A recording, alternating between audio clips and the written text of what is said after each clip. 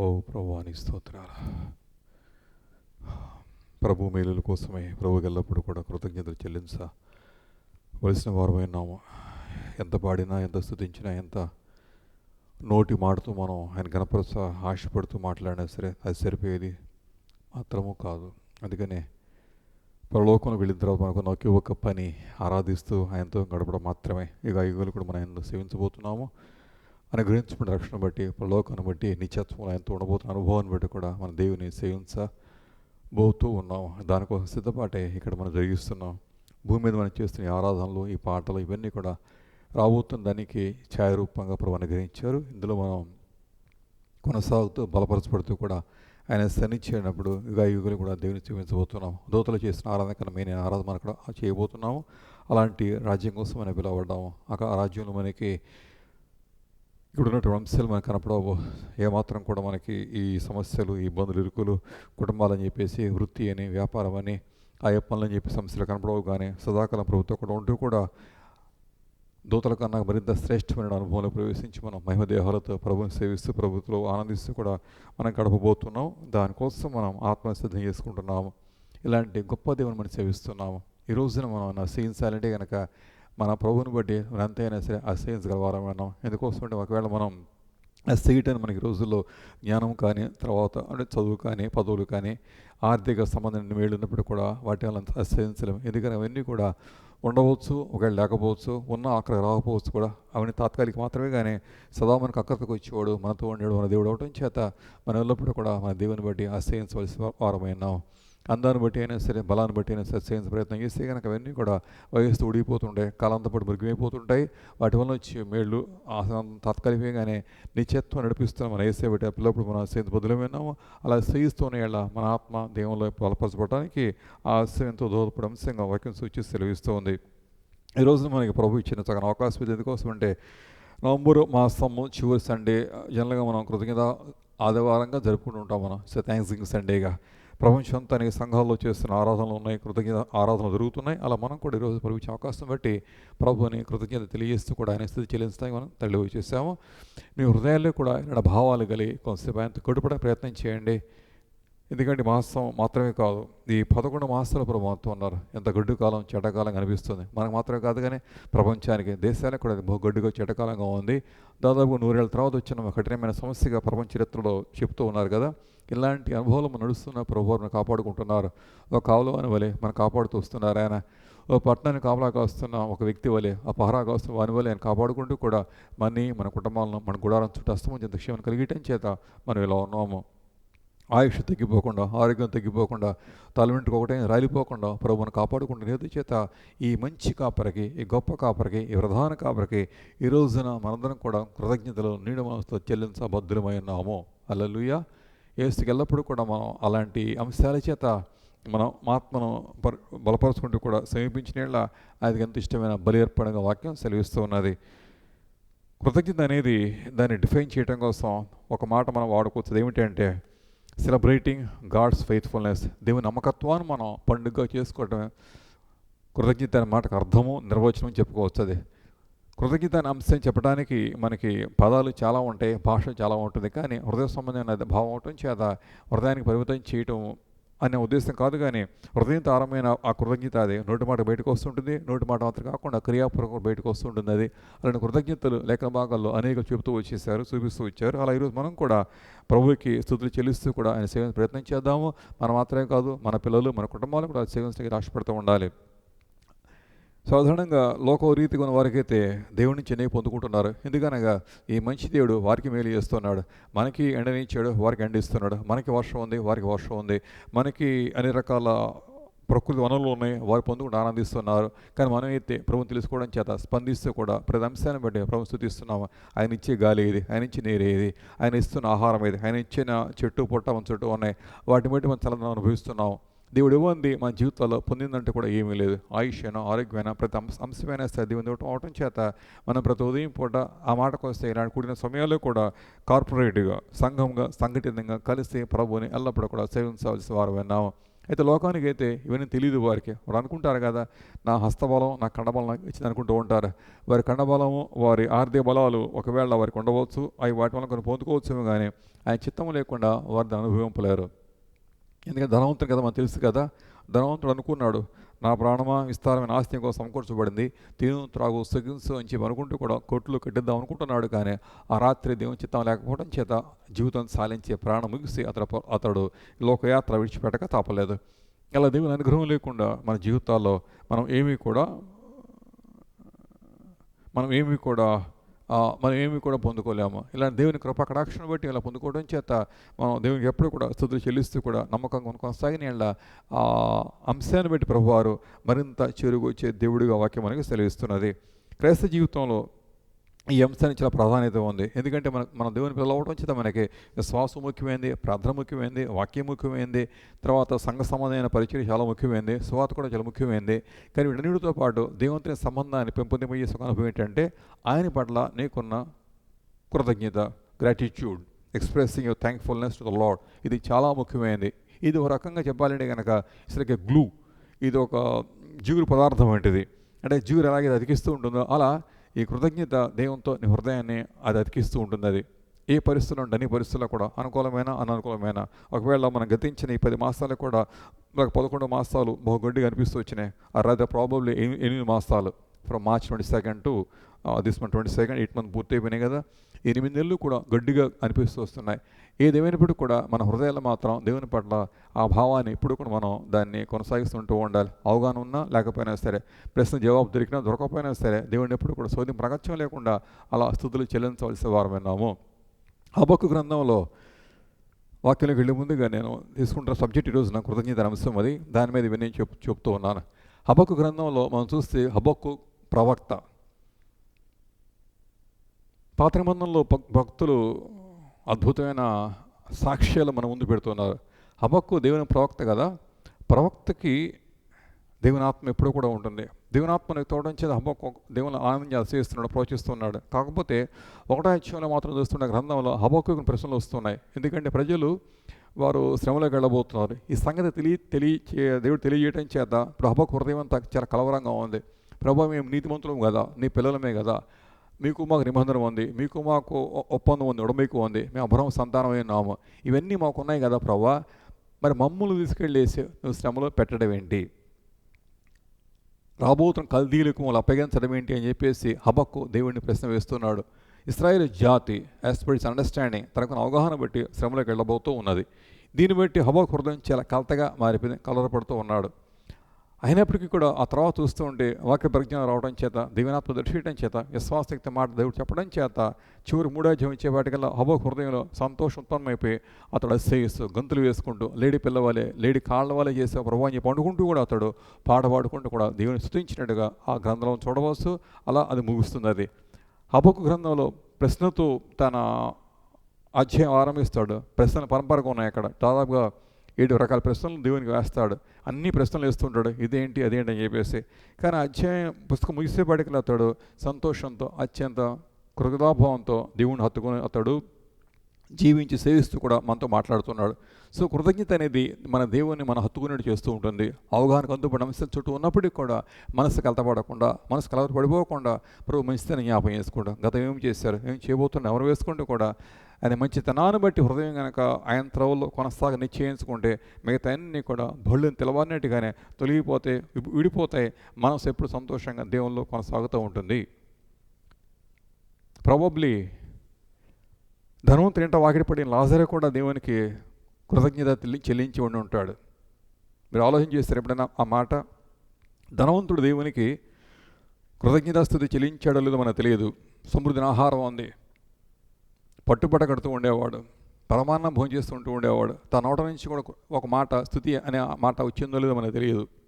కానీ లాజరు మాత్రం తప్పకుండా చెల్లించి ఉండి ఉంటాడు. అంటే మీరు అనవచ్చు, మీకు ఎలా తెలుసు అని చెప్పి అనవచ్చు. ఎందుకంటే అతను స్తుతిస్తూ ఉంటున్న గడియల్లోనే ఆత్మ సిద్ధంగా ఉంది. దూతలు వచ్చేసి తను తీసుకుపోతున్నారు.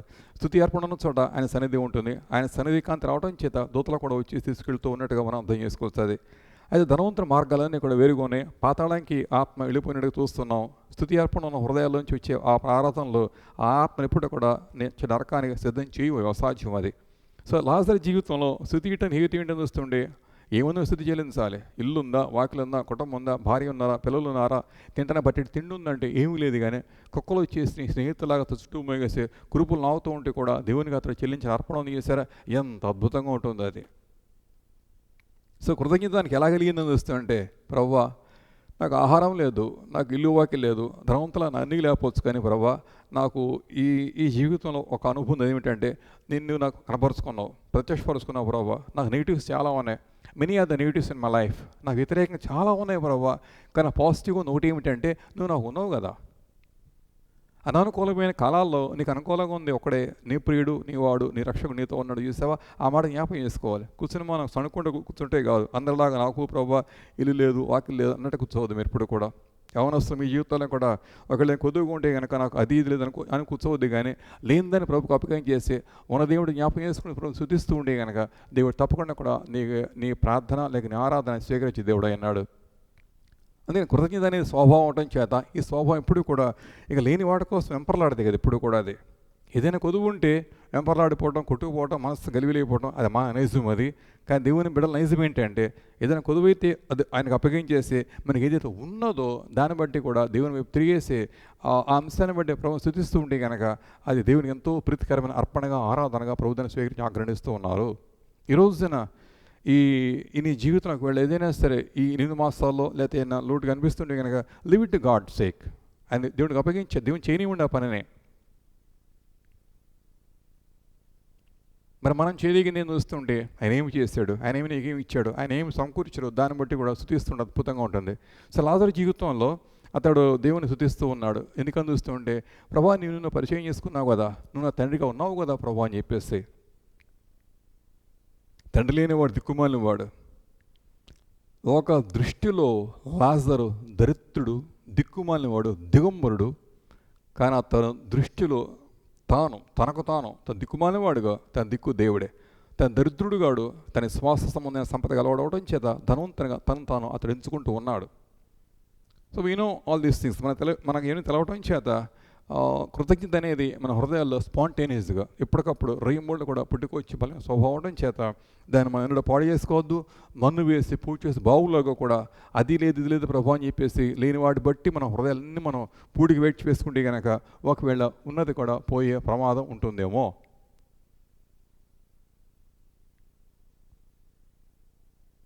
అల్టిమేట్గా లాజరు జీవితంలో అలా స్థితి ఏర్పడి చెల్లిస్తున్నప్పుడు ప్రభువుని మహిమపరుస్తుండగా రక్షణ మార్గం సిద్ధంగా ఉంది. రక్షణ ద్వారం తెరవబడటం చేత ఆ ద్వారం గుండా అతని ఆత్మ దేవుని రాజ్యాన్ని సిద్ధపరచబడిన వాడే అబ్రహాం రొమ్మున ఆనుకోవడానికి వెళ్ళిపోయిన వ్యక్తి. అబ్రహాం రొమ్మున సొంత బిడ్డవలు వెళ్ళిపోయాడు. ఆ విశ్వాస వీరత్వానికి ప్రభు ఇచ్చిన బహుమానము అది. అందుకని మనం ఈ రోజున ఈ థ్యాంక్స్ గివింగ్ సండే రోజున ప్రభు మనకు నేర్పుతున్న చిన్న పాఠము, always be thankful unto your lord. ఒక ఆయన ఎవరు ఈ మాట చెప్పారు, God always loves fat people అని చెప్పేసి. FAT ఫ్యాట్ అంటాం కదా, fat and faithful, available and thankful people అని చెప్పేసి. If not fat people at least we need to be thankful people. So మన దేవునికి ఎప్పుడు కూడా తప్పకుండా అలా ఉన్నట్లయితే కనుక నువ్వు ఎక్కడ ఉంటే అక్కడ, ఎలా ఉంటే అక్కడ, ఏ స్థితిలో ఉంటే ఆ స్థితిలోనే ప్రభు స్తుతిస్తుంటే కనుక అది ప్రభువుకి ప్రీతికరంగా ఉంటుంది. ఇచ్చిన రక్షణానుభవాన్ని బట్టి, ఇచ్చిన ఆత్మానుభవాన్ని బట్టి, ఇచ్చిన వాక్యాన్ని బట్టి, సిద్ధం చేసిన పరలోకాన్ని బట్టి, ఆయన మన పట్ల చేసిన ఆత్మస్వామి మేలు విస్తారంగా ఉన్నాయి చేసిన అవన్నీ మనం గుర్తుపెట్టుకుని గ్రహిస్తూ నెమరు వేసుకుంటూ దేవుని స్తుతిస్తూ ఉన్నట్లయితే కనుక నీ ఆత్మ దేవుని శక్తివంతంగా ఉంటుంది. ఆయన మిగతా విషయాలు క్రియ చేయడానికి కూడా మార్గాలన్నీ అది సరళం చేసే వాక్యం చూపిస్తూ ఉన్నది. బైబిల్ గ్రంథంలో 2-3 జీవితాలు ఉన్నాయి. ప్రభు చేసిన మేలు బట్టి ఎలా స్పందించారో క్లుప్తంగా ధ్యానం చేసి ఈ రోజున మనం దేవునికి అర్పణలు మనం ఆశపడుతూ ఉన్నాను. మొదటిగా యోహాను సువార్త 12వ అధ్యాయంలో 3వ వాక్యం. యోహాను సువార్త 12వ అధ్యాయం 3వ వాక్యంలో, this from the life of Mary.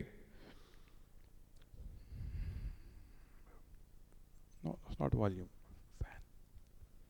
12వ అధ్యాయం 3వ వాక్యానికి వస్తే, లాజరు ఆయనతో కూడా భోజనమునకు కూర్చున్న వాళ్ళు ఒకడు. అప్పుడు మరియా, చదువుతున్నారా వింటున్నారా, మిక్కిలి విలువగల జటామాంసి అత్తరు ఒక సేరున రెచ్చు తీసుకొని యేసు పాదములకు పూసి తన తల వెంట్రుకలతో ఆయన పాదములకు తుడిచెను. 12వ అధ్యాయంలో చదువుకునే కథ ఇది.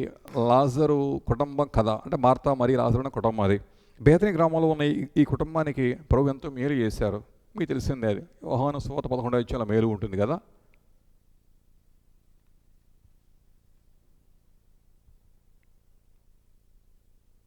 ఆ మేలు ఉంటుంది కదా. అంతకు మేలు దేవుడు చేసిన తర్వాత నిజంగా మార్తా మరియు హృదయాలు ఎంత ఉప్పొంగుతున్నాయో. ఎందుకని లాజరు తమ సహోదరుడు చనిపోయాడు, నిద్రించాడు, కానీ ప్రభువారు వారిని ప్రేమించి తిరిగి మళ్ళీ లాజరుని లేపుతూ ఉన్నాడు.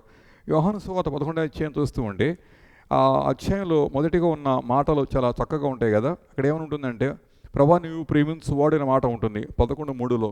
అంటే దేవుని యొక్క ప్రేమలో కొనసాగుతున్న కుటుంబము ఈ కుటుంబము. అలా కొనసాగుతున్నప్పుడు లాజరుకి రోగం వచ్చింది, తను చనిపోయి సమాధిలో ఉన్నాడు. ప్రభు వెళ్ళేసి అద్భుతంగా అతన్ని సంధించి లేపుతూ ఉన్నారు. మృతులమైన అనుభవంలో లాజరు జీవం పోసుకుని దేవుని యొక్క పునరుద్ధరణ శక్తి చేత అతడు తిరిగి లేవనెత్తబడిన వాడి తర్వాత ఆ కుటుంబంలో ప్రవేశించి వారిని తృప్తిపరుస్తూ ఉన్నాడు కదా. ఇదంతా చూస్తూ ఉంటే ఆ కుటుంబం చాలా ఆనందిస్తూ సంతోషిస్తూ ఉన్నది. ఈ మేలు ఆ కుటుంబం పొందుకుంది. మరణబలం కొట్టివేస్తాడు ప్రభువారు, మరణాన్ని ఛేదించి వేస్తాడు. మరణవాన్ని ముళ్ళెక్కడని ప్రభుత్వాన్ని శాసించి ఆజ్ఞాపించి ఇరవటం చేత ఇప్పుడు ఆ కుటుంబానికి ఆనందం పట్టబగ్గం లేకుండా పోయింది. ఈ రోజున ఒకవేళ ఈ మాట మీరు ఆలోచించేయండి. మృతులైన మీ ప్రియులు కనుక మీ ఇంటికి వస్తే మీకు ఎలా ఉంటుంది? చనిపోయిన మీ నాన్నో, లేదా మీ అమ్మో, లేదా మీ బంధుమిత్రులు, లేదా మీ సొంత బిడ్డలో కనుక ఆకస్మికంగా ఇంటి ముందుకు వస్తే నీకు ఎలా ఉంటుంది? నోటి మాటలు ఉండవేక హృదయం గంతులు వేస్తూ ఉంటుంది, కళ్ళు సైతం నమ్మలేకపోతూ ఉంటాయి. ఇస్మై ముందు నుంచి ఈ సంగతి జరిగినప్పుడు అలా మనకు అసలు జస్ట్ కాంట్ బిలీవ్ దట్. అంత అద్భుతాన్ని ప్రభు చేసినప్పుడు మార్తా మరియు హృదయాలు ఎంత స్థిస్తున్నాయి, ఒకవేళ మనం ఊహిస్తే బాగుంటుంది. అలా జరుగుతున్న ఈ కుటుంబంలో 12వ అధ్యాయం చూస్తుంటారంట, బేతనీ గ్రామస్తులు కూడా దీన్ని ఆమోదించారు, సంతోషిస్తూ ఉన్నారు. ఎందుకనగా బేతనీ గ్రామ ప్రజలు కూడా ఈ కుటుంబం ఎంతో ప్రేమిస్తున్నారు. సో ఈ కుటుంబం జరిగిన మేలు బట్టి బేతనీ ప్రజలు కూడా ప్రభువుని వారు అభినందిస్తూ సంతోషంగా ఆయన స్తుతిస్తూ ఉన్నట్టుగా అర్థం చేసుకోవచ్చు. సో 12వ అధ్యాయం ఆమోదిస్తుంటే వీరందరూ కలిసి ఆయనకు వారు విందు చేసినట్టుగా ఉంటుంది. 12వ అధ్యాయం 1వ వాక్యం ఉంటుంది కదా, అక్కడ వారు ఆయనకు విందు చేశారు. ఎవరు చేశారంటే మార్తా మీరు ఒకరు మాత్రమే కాదు, అక్కడ వారు ఆ గ్రామ ప్రజలు ఆయన పట్ల కృతజ్ఞతాభావంతో వారు విందు చేశారు, ప్రభు విందు చేశారు.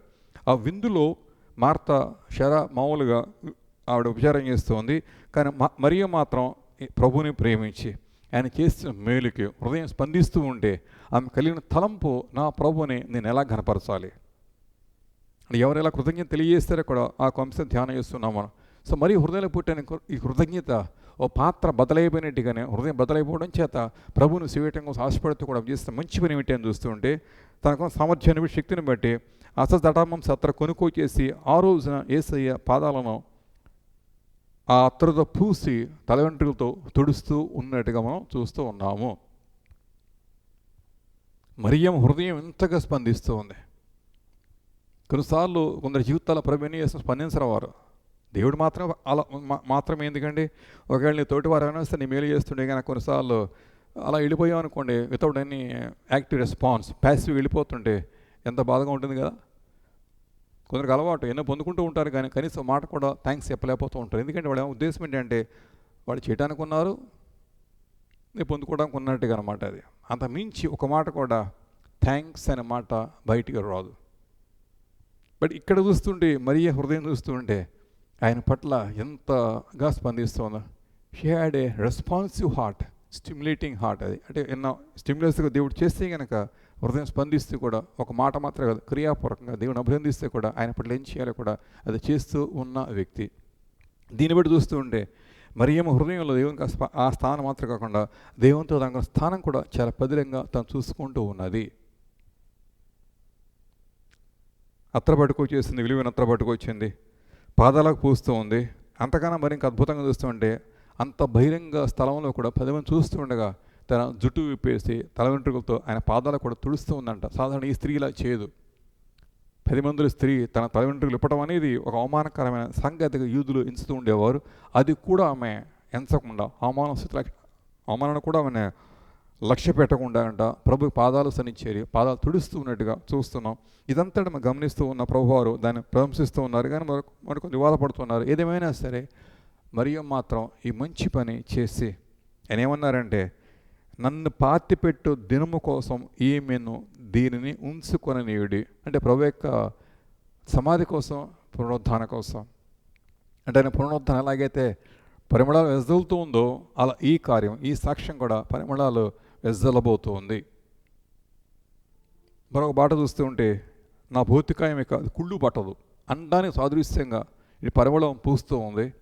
తర్వాత నేను లేవనెత్తబడబోతున్నాను, ఆ సువాసన బయటికి వెళుతుంది, దాని సాదృశ్యంగా ఈ అత్ర పోస్తుంది. రెండు అనుభవాలు, ఒకటి నేను కుళ్ళు పెట్టబడను, అందుకు సాదృశ్యంగా ఈ అత్ర ఎలాగైతే సువాసన నేను అలా ఉండబోతున్నానని చెప్పిస్తాను అనమాట. ఈ రెండింటిని ప్రభువారు మాట్లాడుతూ కూడా ఇక్కడ ఆమెను ప్రశంసిస్తూ ఉన్నారు. సో మరీ జీవితంలో మనకు ప్రభు నేర్పేది ఏంటంటే ఆమె ఆరాధన హోల్ హార్టెడ్గా ఉంది, అర్ధమనస్తో లేదు, వెల చెల్లిస్తూ ఉంది. ఎంత అమూల్యమైన చెల్లిస్తుందంటే జటామాంసి అత్తరు పట్టుకొచ్చినప్పుడు అంటే ఆ రోజుల్లో చాలా విలువైన అత్తరుగా దాన్ని ఎక్కడ కడుతూ ఉంటారు. ఇంత నేను చెప్పడం కాదు కానీ అమూల్యమైన సంపద అంతా తీసుకొచ్చేసి చేసిన గొప్ప కార్యం అది. ప్రభువుకి కృతజ్ఞత అనేది నోటి మాట మాత్రమే కాదు కానీ కొన్ని పర్యాలు వెల కట్టి వెల చెల్లించాను ఆర్థిక సంబంధమైన స్టెప్ తీసుకుని కూడా దేవునికి అలా చెల్లించడం ఎంత శ్రేయస్కరంగా ఉంటుంది కదా. Lot of things are there to share, అన్ని అంశాలు దీనిలో ఉన్నాయి చెప్పడానికి, కానీ వాడిని కుదించి నేను ముందుకెళ్తున్నాను. సో నోటి మాటతో చెప్పే అంశంగా మరీ తీసుకోలేదు కానీ she did a mighty act, ఒక ఉన్నతమైన పని చేపడుతోంది. ఆ పని దేవుని చేత దృష్టించబడి లేఖన భాగాల్లో మన కోసం చదువుకుని బలపరచబడటానికి ఆయన దాన్ని రాసి పెట్టి ఉంచుతూ ఉన్నారు. అందుకని ప్రభు మనకు నేర్పుతున్న అనుభవాలు చూస్తుంటే ప్రతిరోజు మన జీవితాల్లో మనకి ఎన్ని చేస్తున్నారు కదా. కంటికి కనబడేవి కొన్ని, కనపడినవి కొన్ని. నిజంగా 8 మాసాలు చూస్తుంటే ఏక సైతం వాలకుండా మనం కాపాడుకున్నారు ప్రభువారు. ఒకరిద్దరు మన సంఘంలో బలహీనపడినా మరలా ప్రభువారు బలపరిచి లేవనెత్తి నిలబెట్టేశారు. ఆరోగ్యం దేవుడిచ్చింది. ఎందరో ఈ మాసాల్లో కనుమూసి జీవితం సాధించారు. కుటుంబాలు సైతం రాలిపోయినాయి. పాతిపెట్టి మనుషులు లేకుండా కూడా శవాలు రాలిపోతుంటే చాలా భయంకరమైన పరిస్థితి అనిపించేసింది. ఇలాంటి దుర్భరమైన కాలాల్లో ప్రభుత్వ సంఘాన్ని కాపాడుకున్నారు. ఎలాగైతే ఐగుప్తు దేశంలో చీకటి తెగుళ్ళు సంచరిస్తున్నా సరే గోషిన ప్రభువారు మినహాయించి ప్రాంతం కాపాడుకుంటున్నారు. అలా తన సంఘాన్ని ప్రభువారు కాపాడుకుంటూ ఈ రోజుల్లో మన ఇలా ఉండటానికి ఎంతో కృప చూపించారు. ఆ ప్రభువునికి మనంతైనా సరే కృతజ్ఞతలు అభినందనలు చేయ బద్దులం అయినాము. సో ప్రభు చేసి మంచి మేలు పెట్టి ఈ రాత్రి వ్యక్తిగతంగా నువ్వు స్తుతించడం కాకుండా ప్రార్థనానంతరం కూడా నీ గృహంలో కూడా నీ కుటుంబంతో కలిసి నీ భార్యతో నీ బిడ్డతో కలిసి కూర్చుని మోకరించి కొద్ది నిమిషాలు సైతం దేవుని స్తుతిస్తుంటే కనుక అర్పణ ప్రభు ఆగ్రహించి తప్పకుండా కూడా నీ యందు ఆయన మహిమ పొందే దేవుడై అన్నాడు. అందుకని వాక్యం చూడేందంటే ఇశ్రాయేలు చేయు స్తుతుల మీద ఆయన ఆశీనుడై అన్నాడు. ఆయనకి సింహాసనం లేదేంటి పరలోకంలో ఉంది, దూతల ఆరాధన కరువుగా ఉందంటే సమృద్ధిగా ఉంది. ఇక్కడ ఆయన అంటున్నారు చేశారా సింహాసనం కాదు, దూతల ఆరాధన కూడా కాదు, కానీ ఇశ్రాయేలు చేయు స్తుతులే నాకు సింహాసనం లేక ఆసీనం అది. అలా నీ గృహంలో కూడా ఈరోజు ప్రభు సన్నిచేరి అలా దేవునికి స్తుతి చెల్లించవలసిన ఆవశ్యకత ఉన్నది. అది మన ప్రార్థన మనం కూడా చేయబోతూ ఉన్నాము. సో మొదటిగా మరే జీవితంలో ఆమె కృతజ్ఞతను ధైర్యంగా తెలియజేస్తుంది. అవమానం అని అనుకోకుండా చేస్తూ ఉంది. వెల చెల్లించి వెల కట్టి లక్షలో కోట్లు అవుతుంది తెలియదు కానీ ఆ అత్తరు తీసుకొచ్చేసిన పాదాల పూస్తూ కూడా ఆయన అలా అభిషేకిస్తూ ఉంది. ఇంత గొప్ప కార్యం వీడు చేస్తూ ఉంటే ఇస్కరియోతు అంటాడు చూస్తే 4వ వాక్యంలో ఈ అత్తరెందుకు 300 దేనారములకు అమ్మేసే పేదలకు ఇవ్వలేదని. వీడు కూడా వీడిది. వెనకలాగే బ్యాచ్ ఎప్పుడూ ఉంటారు కుటుంబాల సంఘాలు కూడా అడుగు ముందుకేస్తుంటే దేవుని కోసం అంతెందుకు ఇంతెందుకు ఇలా చేయాలా అలా చేయాలా అలా అలా చెప్పి వెనకలాగే వాళ్ళు ఎప్పుడు ఉంటూ ఉంటారు. అలాంటి వారి మాటలు ఎప్పుడు కూడా పడిచొని పెట్టి పడేసి ప్రభువు ఇలా ప్రేరేపిస్తుంటే దేవుని కోసం అలా ముందుకు వెళ్ళిపోతూ ఉండు. క్రియల విషయం సత్క్రియ కోసమైనా దేవుని కోసమైనా సరే ఆత్మ ప్రేరేపిస్తుంటే నీ మనసులో నీకు అలాంటి ఆలోచన ఉంటే కనుక సద్భక్తి చేస్తే నీ జీవితంలో ముందుకు అడిగిస్తూ ఉండు. అన్ని మాటలు కూడా వినదగినవి కావు, అన్ని మాటలు కూడా అవి అనుసరింపదగినవి మాత్రం కావు. కొన్ని మాటలు సైతాన్ని పెట్టేసి మన ముందుకు వెళ్లకుండా దేవుని క్రియల్లో అడ్డగిస్తూ ఉంటాడు. తినొద్దన పండు తినడం కోసం మాత్రం వెళ్ళమని చెప్పి రెచ్చగొట్టి పెట్టాడు ఆదాము అవ్వల్ని. చేదగిన మంచి పని చేస్తుంటే వద్దని చెప్పేసి ఇక్కడ లాగుతూ ఉన్నాడు. వీడుకున్న ఒక చెడ్డ అలవాటు ఏంటంటే ఏది మంచో అది చేయనీయడు, ఏది చెడ్డో చేయడానికి వాడు మనకు ప్రోత్సహిస్తూ ఉంటాడు. అలాంటి దుస్థితిలో యోదావుని అంటాడు కదా, ఇదెందుకు అమ్మ చేసామంటున్నాడు. దేవుని కోసము, ప్రభు కోసం, రక్షకుని కోసం, ఈ నాథుని కోసం చేయబోతుంటే వాళ్ళు లెక్కలు కడుతున్నాడు వాడు. దేవునికి లెక్కలు కట్టి ఏమైనా మనం చేయగలమా? చేయవచ్చు. అసలు అది నువ్వు ఎలా అనుకుంటున్నావో నువ్వు అలా చేయటానికి నీ హృదయంలో కృతజ్ఞత ప్రేరేపిస్తూ ఉంటుంది. అలాంటి ఘడియల్లో మిగతా వారి మాటలు పక్కన పెట్టేసి ఏం చేయాలో చేసి వెళ్ళిపోతుంది. అందుకని ఒక చోట ప్రభుజీ పెరిగిస్తారా, నువ్వు చేసే ఒక ధర్మకార్యం కుడి చేత చేస్తుంటే ఎడం చేతి కూడా అది తెలియకూడదు. ఎందుకంటే బాగా ఉదయించే ఉదయం అనుకోండి, చుట్టుపక్కల తప్పకుండా ఆపేస్తారు. అందులో సందేహం లేదు. ఇక అది ఆ అంశం బయటికి తెలియనేలా, వాళ్ళు ఆపనేలా, నువ్వు నష్టపోనేలా. అందుకే మన పని మనం చేసుకెళ్ళిపోతుంటే వాళ్ళు వెనకాల వెళ్ళిపోతూ ఉంటారు. దేవుడిని రహస్యంగా దృష్టించి తప్పకుండా నీ బహుమానం నీ బొక్క మానడు. తల్లిదండ్రులు పిల్లలకు బహుమానాలు ఇస్తూ ఉంటారు.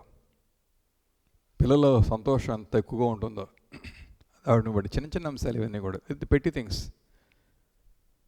ఒకవేళ వాళ్ళు చదువుకున్నా లేకపోతే మంచి పని చేస్తున్నా సరే అమ్మానాన్నలు వారు ప్రేమించి ఇస్తే కనుక ఎంత సంతోషిస్తూ ఉంటారు కదా. అలా ప్రభు మనకి అనేక ఇస్తూ ఉంటారు. మరి పిల్లలకు కూడా అమ్మానాన్న ప్రేమించి వీరు సైతం ఆ తల్లికి ఆ తండ్రికో అలా బహుమానంగా ఏదైనా ఇస్తూ ఉంటే, అంటే వస్తువు అనే ఉద్దేశం కాదు, లేకపోతే కానుకలనే ఉద్దేశం కాదు, కానీ మంచిది చేస్తుంటే ఆ తల్లి హృదయం ఆ తండ్రి హృదయం ఎంత ఉప్పొంగుతూ ఉంటుందో, అలాగని ఇక్కడ చూస్తూ ఉంటే యేసే ప్రభు హృదయం కూడా సంతోషిస్తూ ఉన్నట్టుగా మనం చూస్తున్నాం. సో మరి ఆరాధన ప్రీతికరమైంది. ప్రభు అగ్ని నుంచి అంగీకరిస్తున్నారు, ప్రామోదం ముద్రిస్తున్నారు, ఆమె కృతజ్ఞత తెలియజేస్తుంది. ఎందుకనగా లాజరు బ్రతికాడు, తమ ఆనందం పరిపూర్ణమైంది, దుఃఖం పోయింది, మరణం పోయింది. బేతనీ గ్రామంలో తమ సాక్ష్యం భరిగితం అవటానికి ఆయన ప్రేమ ఆధారం అవడం చేత ఈ రోజున ఆయన చేసిన మేలుకు తగినట్టు కాదు, కానీ అక్కడ ఒకంత అయినా సరే కృతజ్ఞతాభావంతో ఆవిడ ఆయనకు స్థుతి చెల్లిస్తూ ఉంది. అంచేత మన ఆత్మీయ జీవితంలో ప్రభు నేర్పేది వెల చెల్లించు, వెల కడుతూ ఉండు, ప్రభు కోసం చేస్తూ ఉండు, అది దేవుని కనుదృష్టి దాటిపోదు. ఆదికాండం 8వ అధ్యాయంకి వస్తే 20వ వాక్యంలో మరొక సాక్ష్యం చూద్దామా.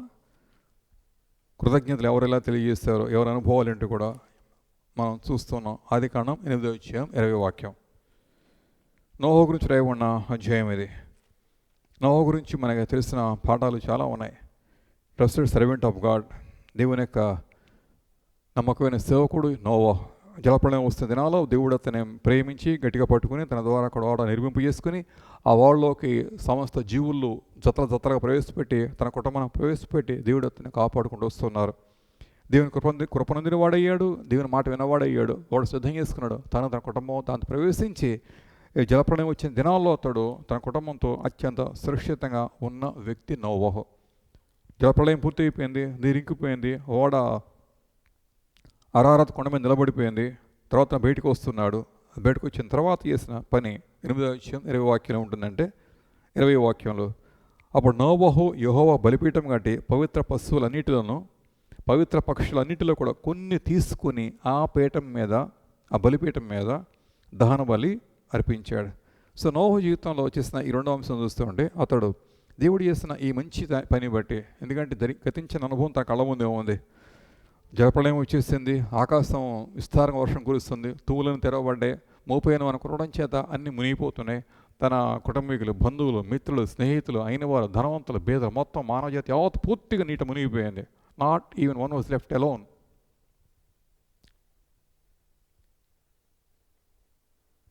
నిజంగా ఈ కరోనా గడ్డి కాలాల్లో మనం కుడిపాక ఎడంపాక ఒకరిద్దరు రాలిపోతే కంగారు పడ్డాం మనం. నాట్ ఈవెన్ 2-3% కూడా భూమి మీద డెత్ రేట్లు చూస్తూ ఉంటాయి ప్రాబబ్లీ. బట్ ఇక్కడ చూస్తూ ఉంటే నోహ రోజుల్లో the whole world almost 99.99% mortality, అందరూ చనిపోయారు. వాళ్ళు మిగిలిందా ఈ కుటుంబం 8 మంది మాత్రమే. ఇలా మిగిలిన వ్యక్తి నోవా బయటకు వచ్చేస్తే ఓ పక్కేమో దేవుని పట్ల కృతజ్ఞత, మరో పక్క హృదయంలో ఒకంత భయం కూడా ఉన్నది. ఆ భయం ఏంటంటే దేవుడిని దాటించబోతే నా స్థితి ఏమిటి, దేవుడిని తప్పించబోతే నా కుటుంబ పరిస్థితి ఏమిటి అని ఈ జరిగిన క్రియలు జరిగిన కార్యాన్ని బట్టి నా హృదయంలో ఒక రకమైన భయం కూడా కలిగింది. ఏ భయం అంటే అది బెదురుతో కూడిన భయం కాదు, కానీ భక్తితో కూడిన భయము. తన జీవితాన్ని మళ్ళా శ్రద్ధకి మాట ఆలకించడం మీరు, తన జీవితం మళ్ళా అతను దేవునికి పునరంకితం చేసుకోవడానికి ఈ సన్నివేశం జరిగిన సంఘటన ఉపయోగపడుతుంది. కొన్ని సంఘటనలు మన జీవితాల్లో ప్రభు చేసినవి ఉన్నవి చూసారా, అవి మనలో కొంత భయాన్ని పుట్టిస్తాయి. ఎందుకనగా మళ్ళీ మన జీవితాన్ని ప్రభుకి పునరంకితం చేసుకోవడానికి. అందుకని అతడు చేసిన పని బయటకు వచ్చిన తర్వాత పవిత్ర పశువులు తీసుకుని కొన్నిటిని ఆ బలిపీఠం మీద అతడ దహన బలిగా అర్పించాడు. అది కృతజ్ఞతార్పణ కాదు, అది it's not thanks giving offering. దహన బలి అంటే నో ఉద్దేశం ఏంటంటే, ప్రభువా నా జీవితాన్ని నా కుటుంబాన్ని ఒక దహన బలిగా నీకు అర్పిస్తున్నా, ఇక నా జీవితం నాది కాదు ప్రభు. ఒకవేళ గతంలో ఏదైనా సరే పొరపాట్లు ఉంటే మన్నించి నన్ను రక్షించుకున్నామేమో, జరిగిన సన్నివేశాన్ని బట్టి తనలో కొంత భయం కూడా కలిగింది. ఒక పక్క కృతజ్ఞత, మరోపక్క భయము, ఇవన్నీ కలగలుపు చేయడంతో అతడు స్పందిస్తూ కూడా ప్రభు సన్నిధికి వెళ్ళేసి భయంతో భక్తితో ఆ దహన బలిగా అర్పిస్తూ ఉంటే తన జీవితాన్ని తన కుటుంబాన్ని అర్పిస్తూ ఉన్నప్పుడు దేవుడిని అంగీకరిస్తూ ఉన్నారు. దేవుడి కార్యాలు మన హృదయాల్లో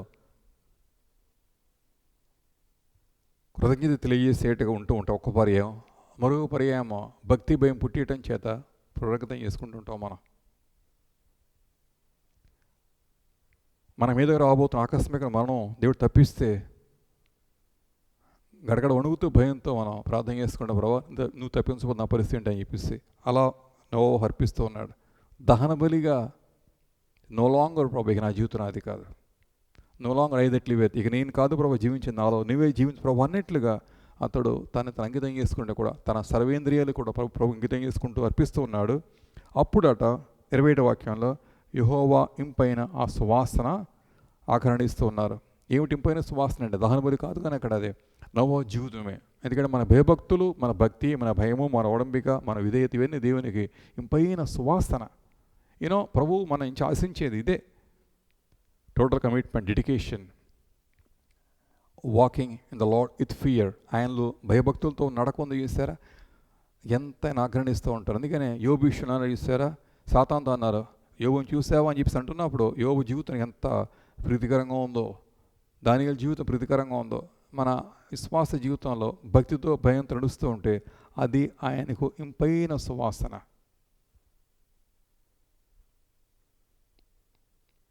ఏదైనా తోటలో ఆదాము అవిధేయత బట్టి, అవ్వము అవిధేయత బట్టి అది కొంచెం ఆయనకి పర్మిట్ టు సే దిస్, ఈ మాట అంటానికి అనుమతించడానికి మీరు వారి జీవితాలు కొంచెం ఆయన దుర్వాసం ఉన్నాయి కాబోలు. దేవుడు డ్రివెన్ అంటాడు, చేజ్డ్ అంటాడు. ఇంపైన సువాసన అంటే ప్రభు వారు స్వాగతించి ఉండేవారు, కమాన్ టు దిస్ గార్డెన్ అని చెప్పేసి. బట్ దేవుడు డ్రివెన్, చేజ్డ్. జీవిత నడవడి బట్టి, శైలిని బట్టి కొన్నిసార్లు జీవితాలు ఆయనకి సువాసనగా ఉంటాయి, మరి కొన్నిసార్లు జీవితాలు దుర్వాసనగా మరి ప్రమాదం ఉంది. ఇప్పుడు నోవహు జీవితం ఆయనకి అంత సువాసన మరింత ఉండబట్టి అగ్రహించి ఆయనట కిందకి వెళ్తే ఉంటుంది చూసారా, ఆయన నిబంధన చేస్తారు. ఏమిటి అంటే ఇక ఎన్నడూ కూడా నోవహు ఇలా నేను భూలోకాన్ని శపించ, నీ సంతానం రాబోతుంది, నీ కుటుంబాలు అభివృద్ధి పొందబోతున్నాయి, నీ వల్ల భూలోకం అంతా నింపబడబోతోంది, ఇక ఎన్నడూ కూడా నీ కుటుంబాల మీదకి నేను ఇలా రాకుండా ఇదిగో నా నిబంధన నీతో. సముదాయం వెళ్ళిపోతే ఫలించుంటున్నాడు. ఇవన్నీ ఎందుకు వస్తున్నాయంటే జరిగిన సన్నివేశంలో నోవహు హృదయంలో పుట్టిన కృతజ్ఞత, అట్ ది సేమ్ టైం హృదయంలో భయం కూడా భక్తి కూడా పుడుతూ రీడెడికేటింగ్, రీకమిటింగ్, తిరిగి జీవితాన్ని మళ్ళీ పునః నిర్వచిస్తూ కూడా నూతన దృక్పథంతో నోవహు తన జీవితాన్ని బలిపీఠం మీద పెడుతూ ఉన్నాడు. ఈరోజున ఒక ఆలోచన ముందు పెడుతున్నాను. సంవత్సరం అంతా ప్రభు మనల్ని కాపాడుకున్నారు చూసారా, దానికి మరీ వెలుగు తొమ్మతమైన క్రియ చేసి ఆయన కనపరచవచ్చు. ఒకటి రెండో చూస్తుంటే ముందున్న కాలాల్లో నీ మనస, నీ వాక్కు, నీ క్రియ, మనసావాచకరమైన అంటాం మనం, త్రిగణ శుద్ధిగా నీ జీవితాన్ని అలా బలిపీఠం మీద అర్పణగా దేవునికి పెట్టగలవా? ఈ రాత్రి ప్రభు అడుగుతున్నారు, నీ జీవితాన్ని సంపూర్తిగా నీ పంచేంద్రియాలు కూడా కట్టిగట్టినట్టుగా వాటి పెట్టేసి ఆయన బలిపీఠం మీద అర్పణగానే పెట్టగలవా? కృతజ్ఞత, డెడికేటింగ్ ఇట్ సెల్ఫ్, కృతజ్ఞత, రీకమిటింగ్, కృతజ్ఞత, రీకండిషనింగ్, రివిజనింగ్ జరుగుతూ ఉంది. నోవహు జీవితం ఇప్పుడు పరలోకాన్ని మెప్పిస్తూ ఉంది. ఇంపైన సువాసనగా దేవుడు దాన్ని ఆగ్రహించాడు. ఆరోగ్యానికి వస్తే మీరు ఆరోగ్యంలో విరుద్ధంగా ఉన్న వాక్యం చూస్తూ ఉంటే 5వ వాక్యం చూస్తారు ఒకసారి.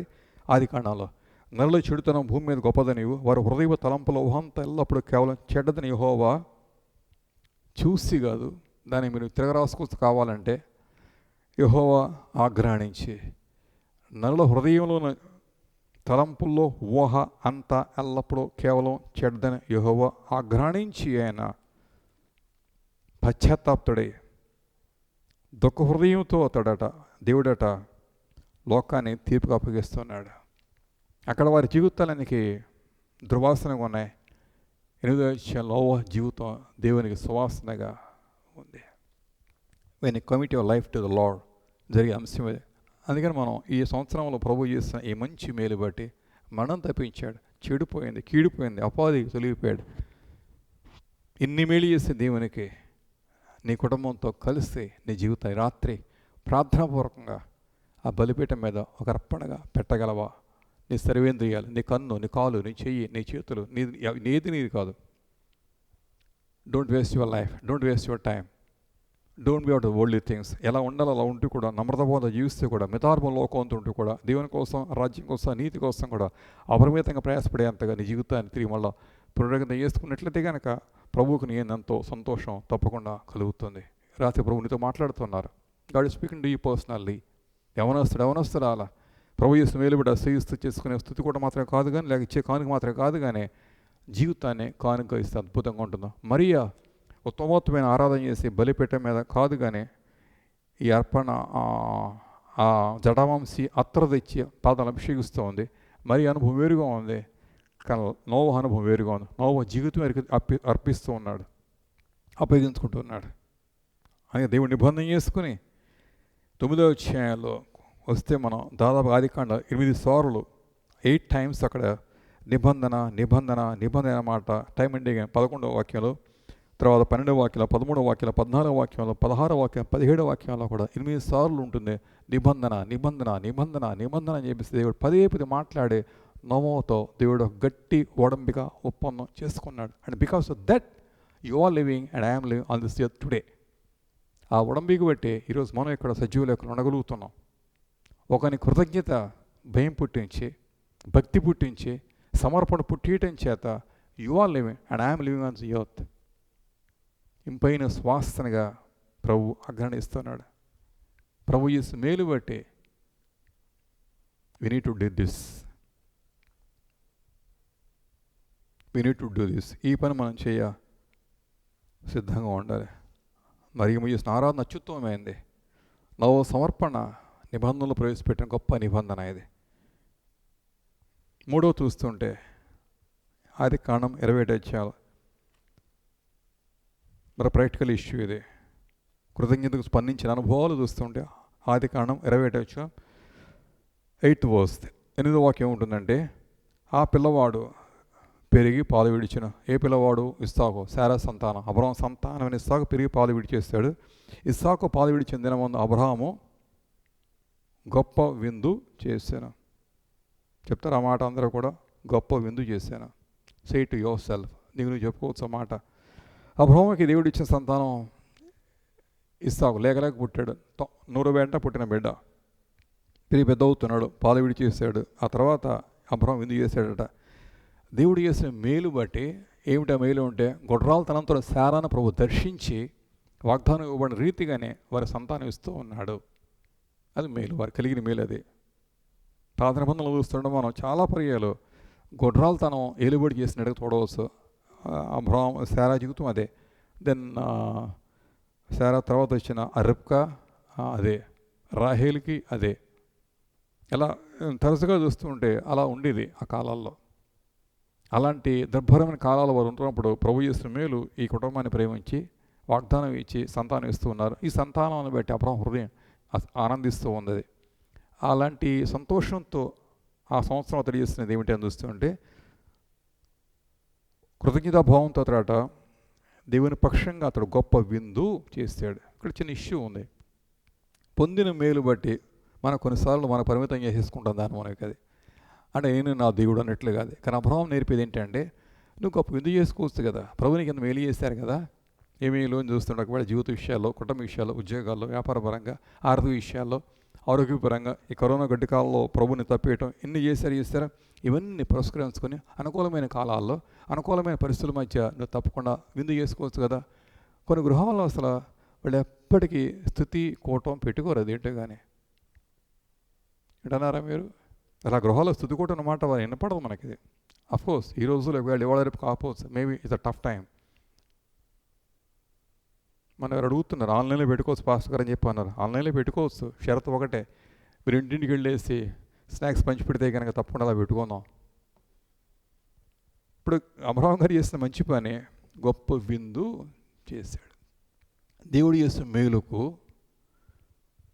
ఒకవేళ ఆయన ఇచ్చిన సాక్ష్యానికి నీ హృదయం స్పందిస్తూ ఉంటే ఇదిగో నీ చుట్టూ బంధువులు మిత్రులు ఎంతమంది ఉంటారు, పిలవనంపించి పిలిచి విందు చేసి ప్రభువుని చేసిన మేలు వారి ముందు చూపించవచ్చు కదా. ఎందుకు అంటే నా యేసు సజీవుడు అని చెప్పి అంటూ కూడా ఒక సాక్ష్యంగా ఒక నిదర్శనంగా చూపిస్తే 10 మంది కూడా చూసి విని వారు ప్రభువుని మహిమపరుస్తారు. వారి సాక్ష్యం, నీ సాక్ష్యం ఉపయోగకరంగా ఉంటుంది. తద్వారా అదే ప్రభువుకు కూడా మహిమ. సువార్తల ప్రభువారు కొన్ని చోట్ల ప్రజలకు మేలు చేసి అనేవారు కదా, సాక్షార్థమే నువ్వు వెళ్ళేసి నీ దేహాన్ని యాజకులు నువ్వు చూపించుకొని చెప్పేసి అనేవారు.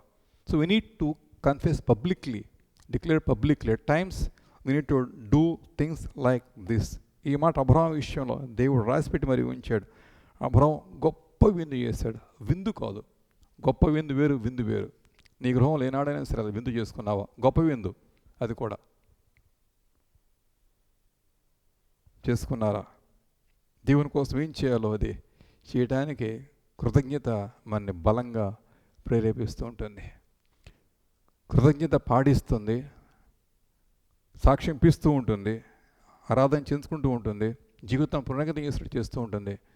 కృతజ్ఞత కొన్నిసార్లు మన జీవితాల్లో విందు కూడా చేసుకున్నట్టుగా సేవకులను పిలవనంపించే, తోటివాడిని పిలవనంపించే, సంఘాన్ని పిలవనంపించే, ఇతరులను పిలవనంపించేస్తూ బహిరంగ సాక్ష్యంగా చేస్తూ ఉంటే కనుక అది విన్నవారికి అది మేలుకరంగా తప్పకుండా కూడా ఉంటుంది. అది గుజరాత్ ప్రాంతాల వజ్రాల వ్యాపారం కొత్తను వ్యాపారం ప్రమాణంగా సాగింది, పంట పండింది, కోట్లు మిగిలాయట. అందుకని అతడు తనకి కంపెనీలో పనిచేసిన అత్యంత నమ్మకస్తులైన పనివారికి అందరికీ కూడా బహుమానాలు పంచిపెట్టాడు. ఏమిటి అంటే ఇవన్నీ ఏదో కవర్లో పెట్టి కానికి ఇవ్వటం కాదు. 2,000, 3,000, 5,000, 10,000 కాదు. మనిషికి ఒక కారు ఇచ్చాడు. ఒక కారు అంటే అది కూడా ఏదో సెకండ్ హ్యాండ్ కారు కాదు, లేదా నానో కారు కూడా కాదు, మంచి కార్లు, ఖరీదైన కార్లకు పంచిపెట్టాడట. అంటే తన పనివారు తనకు సహాయం చేయడం చేత తన పైకి వచ్చేసాడు.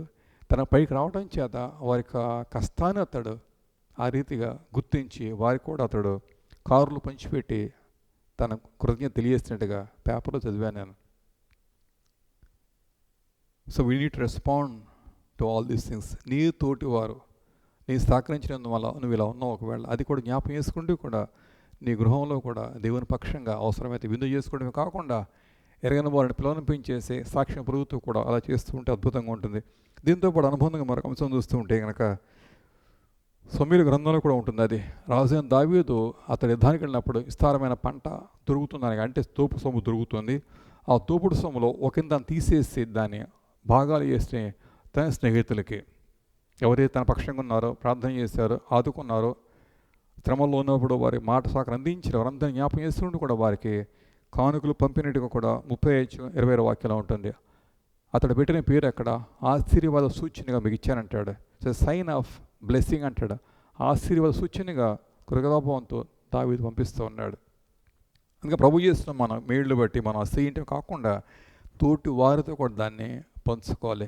Not just me and my ఫ్యామిలీలో, నేను నా కుటుంబం అన్నట్టుగా నీ పోయిన బల్ల వద్ద నీ భర్త, నీ భార్య, నీ బిడ్డలు, ఇంతవరకేనా? What about others? Think about all these things, practical issues అన్నీ కూడా. So give room to the Lord. దేవుని చోటు ఇవ్వండి, ప్రభువు చోటు ఇవ్వండి, సంఘానికి చోటు ఇవ్వండి, స్నేహితుల చోటు ఇవ్వండి. ఇంకా అవసరమైతే ప్రభు చెప్పినట్టుగానే దీనిలో ఉంటారు, దరిద్రలో ఉంటారు, తిరిగి పిలవలేని వారు ఎంతమంది ఉంటారు, అలాంటి వారికి కూడా చోటు ఇవ్వమని చెప్పేసి ప్రభు చూపిస్తున్నారు. లేవీ కాండంలో కూడా చూస్తూ ఉంటే ఇశ్రాయేలు పంట కోసుకున్న తర్వాత వారు కొంత పరిగి విడిచిపెట్టేసారు.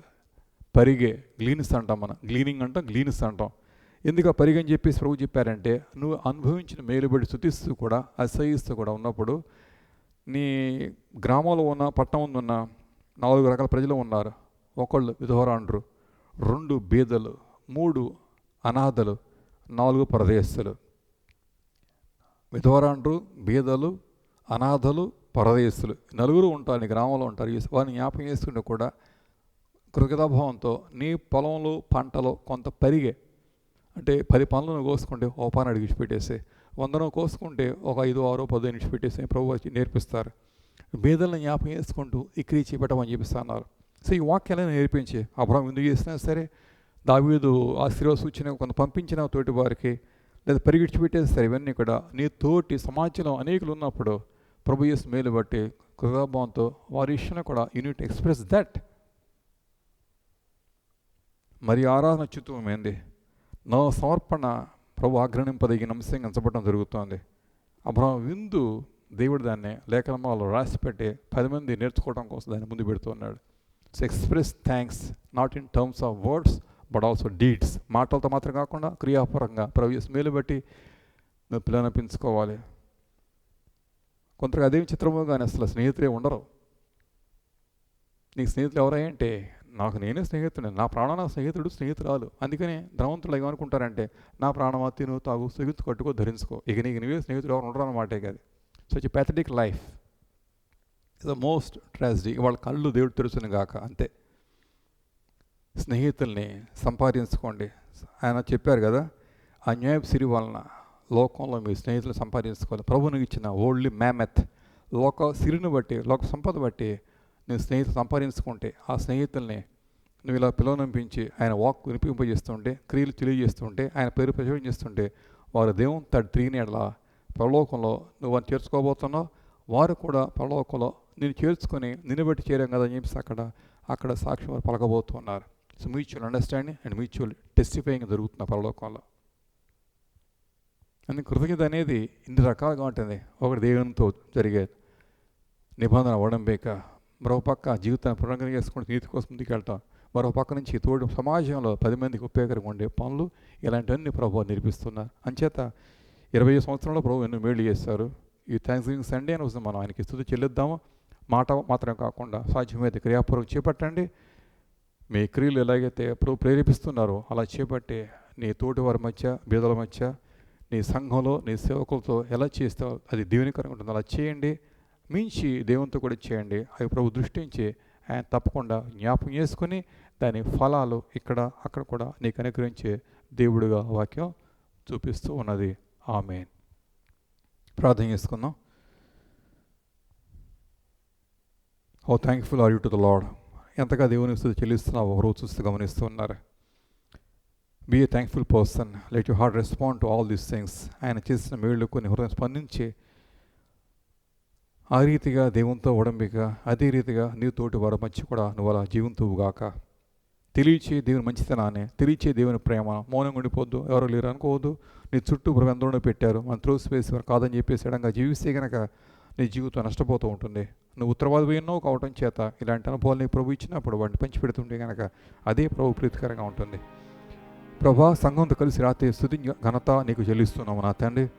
ఈ సంవత్సరం అంతా కూడా మాతో ఉండి మా పక్షం చేసిన 10 మేలు బట్టి నీకు స్తోత్రం చెల్లిస్తున్నాము నా తండ్రి. ఈ సంవత్సరం విత్తకుండా కోసుకున్నాము నా తండ్రి. ఆహారం మాకు ఇచ్చారు, వస్త్రం మాకు ఇచ్చారు, భద్రత మాకు అనుగ్రహించారు, వాక్యం మాకు ఇచ్చారు, ప్రార్థన మాకు ఇచ్చారు, సంఘం మాకు ఇచ్చారు, సేవకులు మాకు ఇచ్చారు. ఎన్నో మాకు అనుగ్రహింపజేస్తున్నాం. అది నీకు స్తోత్రం చెల్లిస్తున్నాం. మమ్మల్ని కాదు, మా ప్రాంతం, మా పట్టణం, మా దేశాన్ని కాపాడుకుంటున్నాం. అది నీకు స్తోత్రం చెల్లిస్తున్నాను మా తండ్రి. యుద్ధ వాతావరణం చెదగొట్టి వేశారు, తెగుల నుంచి కాపాడుకుంటున్నాం నా తండ్రి. మరికొందరు రాలిపోయినా, మరికొందరు కూలిపోయినా సరే అనేకుల పక్షంగా మీరు ఉండి చేసిన మేలు గొప్పది మా స్వామి. ఇవన్నిటి బట్టి కూడా నీకేమి చెల్లించగలం. అందుకే మరొకసారి శని చేరి మరి వేలు ఒకవేళ మా హృదయాల్లో ఆనందం ఉన్నప్పటికీ కూడా తండ్రి అత్తరు తెచ్చి ఆరాధన చేయలేకపోయినప్పటికీ కూడా ఇదిగో నో వలే మా జీవితం పునరంగం చేసుకున్నాను మా తండ్రి. అంగీకరించండి, ఆమోదించండి. నీకు మహిమకరంగా ఉండే నీతి యుక్తమైన నడక అనుగ్రహింపజేసి నడిపించాలని కోరుకుంటున్నాను. చక్కని సాక్ష్యాన్ని ఎలా కలిగినలాగా మా జీవితంలో కలిగి బాగా అనుగ్రహించండి. అంతేకాకుండా మా తోటి వారితో కూడా నీ మంచితనాన్ని పంచుకుంటూ కూడా విందు చేసే భాగ్యం రావాలి, కావాలి మా తండ్రి. నీ మాటల విందువరి చేయాలి, నీ సాక్షి విందువరి చేయాలి మా తండ్రి. నీ మంచితనం విందువరి చేయవలసిండే కానీ నా తండ్రి. ప్రేరేపించండి, పురుకొల్పండి, ఒక్కొక్కరిని బలంగా వాడుకోండి మా తండ్రి. ఈ రాత్రి వాక్యం ఏదైతే విన్నారో, హృదయాలు తీర్మానం కలిగి ఉన్నారో, తీర్మాన ప్రకారంగా జీవించే మనసు అనుగ్రహించండి, ముద్రించండి, భద్రపరచుకోండి. ఇశ్రాయేలు కాకుండా మాకు సహాయం చేయండి. ఎన్నో పొందిన వారి జీవితాల్లో ఆ కృతజ్ఞత లేదు మా తండ్రి. నీ విషయంలో సూర్యుని నష్టపోయారు. అలా కాకుండాట్లుగాను పొందిన కొద్దీ కూడా అణిగి ఉణిగి జీవిస్తూ కూడా నీ ఎంటో ఇచ్చే మనసు అనుగ్రహించాలని కోరుకుంటున్నాను. మరొకసారి సంఘాన్ని బలపరచండి. నీ మాటల చేత ఆత్మలను జీవ పట్టుకు సహాయం చేయాలని కోరుకుంటున్నాను. ఇది ఆశీస్సులు మా మీద మెండుగా ఉంచండి. మళ్ళీ మేము డిసెంబర్ మాసంలో మొదటి వారాల్లో కూడి సేవించి బాగా అనుగ్రహించండి. ఇంతవరకు మాతో మా రక్షక, మా ఎబెనెజరా, నీకు స్తోత్రమయ్యా చేతిపెట్టి ఆరాధన చేసి కనపరుస్తున్నాను మా తండ్రి. సంఘానికి అప్పగించుకుంటున్నాము, కుటుంబానికి అప్పగిస్తున్నాము. ఎవరిని పిల్లల్ని కూడా పేరు ఆశ్రయించండి. ఒకటి ఏదైనా సరే పరిష్కారం కాని ఉంటే పరిష్కారం కలిగించండి. ఆటంకాలు ఉంటే మీరు పడగొట్టి వేయండి. లోటుగా ఉంటే దాన్ని తీస్తాలని చెప్పి తీస్తాను మా పరం. ఇరుక్కోటి విస్తారం చేస్తాను, స్తుతిస్తున్నాను, కనపరుస్తున్నాను మా తండ్రి. రాబో కాలంలో మా జీవితానికి ఎంతో మేమకరం ఉండేట్టుగా మీరు క్రియలు జరిగించాలని కోరుకుంటున్నాను. ప్రార్థన చేసి మీ సంఘానికి అప్పగిస్తున్నాను. ఇతని దీవెన ఆశీస్సుల సేవలు మెండుగా ఉంచాలి కోరుకుంటాం అయిపోదామని సమస్త మహిమ ఘనత నీకు చెల్లించుకుంటూ క్రీస్తు నామమున ప్రార్థన చేస్తున్నాను తండ్రి. ఆమేన్. తండ్రి కుమార పరిశుద్ధాత్మిక నిండు కృపా ప్రేమ సమాధానాలు సంఘమైన మనకు ఇప్పుడు ఎల్లప్పుడూ కూడా ప్రభు సరుగు తోడి నడిపించనుగాక. Amen. Amen. God bless you.